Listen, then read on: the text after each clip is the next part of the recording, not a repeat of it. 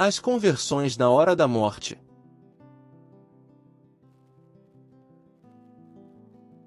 Não há 12 horas no dia? Se alguém andar de dia não tropeça, porque vê a luz deste mundo, mas se alguém andar de noite tropeça, porque nele não há luz. João 11, 9 e 10.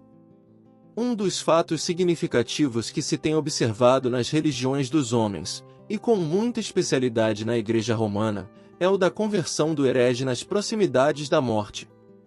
Esses fatos são mesmo comuns, seja porque o refratário à crença, ao aproximar-se a hora fatal agarra-se a todas as tábuas que julga de salvação e declara-se convertido, seja porque, mesmo contra a vontade do delinquente, e quando se trata de personagem de renome, a Igreja o torna converso.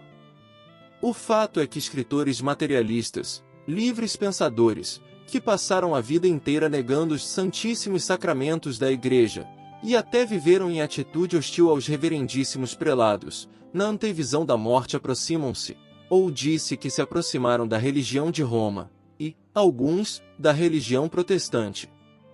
Parece uma lei fatal, que em psicologia poder-se-ia chamar de inversão de ideias, essa que desune os sábios e pensadores personalistas da Igreja, e, em extremis, os une de novo, como logo após ao batismo da pia. O fenômeno, entretanto, é perfeitamente explicável. O indivíduo que pertencia à Igreja por herança ou doação, que lhe fizeram seus antepassados, chegando à idade da razão, não se conforma com os artigos de fé que lhe foram impostos, considera-se, ou consideram-no excomungado, e na expansão do gênio, seja na arte, na ciência ou na filosofia, alveja com certeiras setas os dogmas sacerdotais. E quando o estro declina e desaparece, como uma chama, por falta de combustível, torna ao seu primitivo ponto, inconsciente, como era antes quando dileto filho da Igreja. Entretanto, convém não esquecer que nenhum sábio, filósofo, artista ou douto, quando em plena celebração de suas ideias geniais, tomou a sério o problema do ser e do destino, e mesmo em suas palavras escritas e verbais, quando alguém fazia referência à divindade, não se mantinha na altura de verdadeiro Filho de Deus. Esta proposição é digna de nota. Cada um deles, salientando-se o mais possível em sua esfera de ação, criava religião pessoal que, forçosamente, teria de ser absorvida por outra do mesmo gênero, humana, que contasse maior influência, maior número de indivíduos. Como mantenedores materiais e morais de tal sistema, o número é sempre vencedor, a força maior vence a menor, enquanto a ação perdura a reação, mas quando aquela declina, esta vence, e assim a religião do número tem vencido. O poeta na expansão do seu estro, o músico e o pintor absorvidos pela melodia de sons e harmonia das cores, o filósofo abstraído com a ética dos indivíduos, o sábio fascinado pelas maravilhas da criação, o douto extasiado com as letras, encerrado nas bibliotecas, cada qual compenetrado das funções que lhe exalta a personalidade, esquecem-se dos deveres espirituais para consigo, para com seus semelhantes, para com Deus. Então cada um cria o seu Deus, a quem erigem altares, onde eles próprios são louvados como criadores, em detrimento do Criador.